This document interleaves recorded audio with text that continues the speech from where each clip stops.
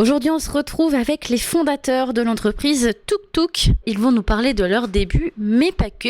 Vous avez changé donc complètement de voie professionnelle pour vous lancer dans cette aventure des Tuk Tuk. Comment est-ce que c'est arrivé ? Alors moi, c'est arrivé justement pendant ce confinement 2020 où dans mon activité actuelle, on était en stand-by et puis j'avais ce souhait d'avoir une reconversion professionnelle et puis donc on a lancé cette activité de Tuk Tuk. Charlotte m'a rejoint en cours de projet et je crois que sans elle, on n'en serait pas arrivé jusque-là aujourd'hui. Donc c'est une belle aventure qu'on vit aujourd'hui avec Charlotte. Bon, malgré quelques déboires, mais on est là pour continuer dans cette belle aventure.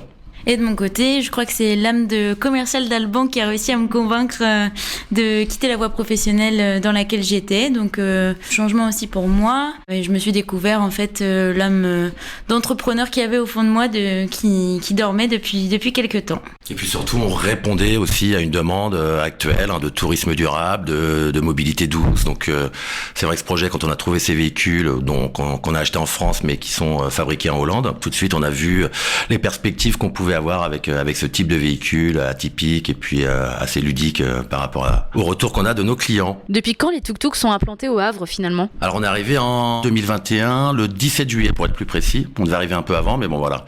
Je crois que comme toutes les activités, il y a eu du retard suite à ce Covid sur pas mal d'éléments, donc on a eu un peu de retard sur nos véhicules. Vous proposez des parcours touristiques, c'est lesquels qui sont les plus intéressants, voire tous ceux peut-être qui sont intéressants à découvrir ? Alors aujourd'hui, 3 parcours. Un parcours panorama, un parcours highlights et un parcours street art. Et puis quelques nouveaux parcours qui sont en cours de production, si on peut dire. Alors sur le parcours panorama, on passe par quelques monuments de la ville du Havre avant de monter sur les hauteurs de Sainte-Adresse.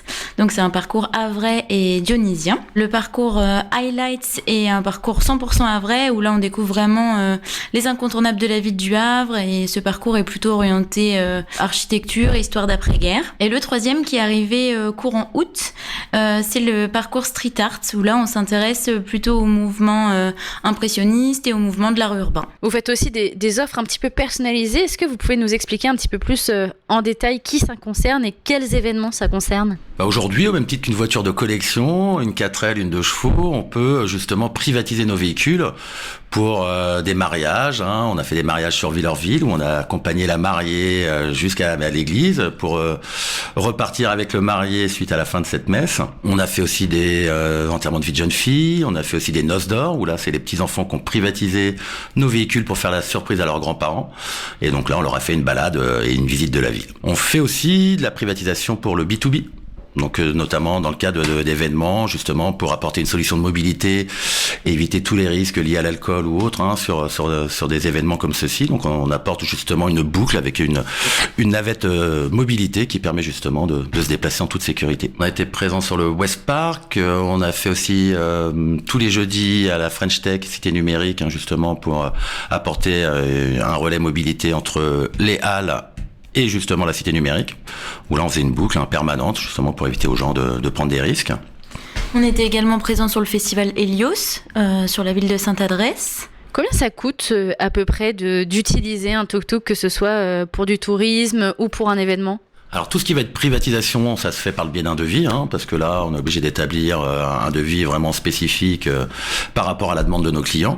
Et après sinon ça se passe très bien, il suffit de nous appeler sur notre ligne fixe ou aller sur notre site internet pour soit aller vous inscrire sur la plateforme de réservation et choisir l'heure et le jour de votre réservation, ou alors par téléphone directement en nous appelant comme on fait aujourd'hui, parce qu'aujourd'hui c'est vrai qu'on a un peu stoppé cette plateforme, on prend les réservations uniquement par téléphone. Où est-ce qu'on peut vous retrouver et quels sont vos jours et horaires d'ouverture ? On peut nous trouver sur Facebook, sur Instagram, donc sur la page T-Tuk-Tuk, T''Tuk-Tuk, point d'interrogation, un peu barbare, je dirais plutôt exotique comme le véhicule.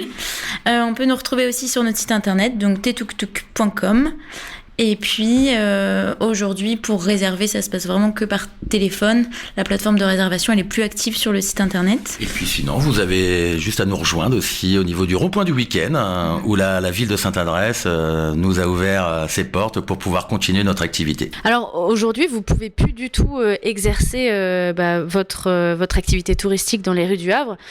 Pourquoi est-ce que vous avez dû arrêter ? Alors c'est en fait une complexité, une incompréhension de la réglementation qui existe actuellement autour de l'exploitation des tricycles motorisés, qui a poussé la ville du Havre à retirer en fait l'autorisation d'occupation du territoire qu'on avait à proximité de l'office de tourisme pour le point de départ de nos balades. Et la commercialisation de nos tours en fait. Exactement, et donc sans ce point de départ fixe, c'était difficile de continuer d'exercer. C'est pour ça qu'on a stoppé pendant quelques semaines avant de réouvrir à Sainte-Adresse. Alors pour ceux qui ne connaissent pas le tuk-tuk, c'est quand même un moyen de se déplacer non polluant puisque c'est 100% électrique. C'est assez important du coup de le notifier.